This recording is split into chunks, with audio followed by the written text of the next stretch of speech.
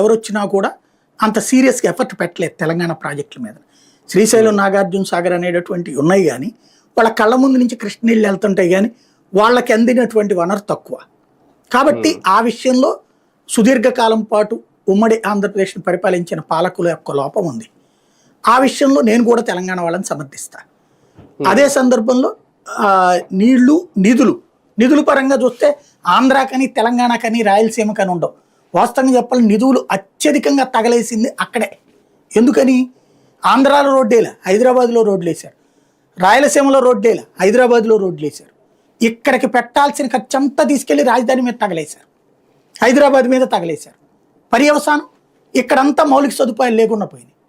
పైగా ఇక్కడ ఉన్నటువంటి ఆంధ్రప్రదేశ్లో ఉన్నటువంటి అక్కడ మౌలిక సదుపాయాలు కల్పించేసి కనీసం 12 నుంచి 15 లక్షల కోట్లు పోసుంటారండి గత 20-30 ఏళ్లలోనే.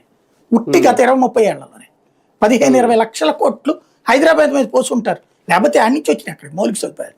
మన కేంద్రం తెచ్చి ఇచ్చిందే ఏంది అక్కడ రోడ్ల ఎక్స్పాన్షన్కి, హైదరాబాద్ ఊళ్ళో రోడ్ల ఎక్స్పాన్షన్కి లేకపోతే హైటెక్ సిటీ ఎక్స్పాన్షన్కి డబ్బులు ఎవరు ఇచ్చారు? కేంద్రం ఇచ్చిందా?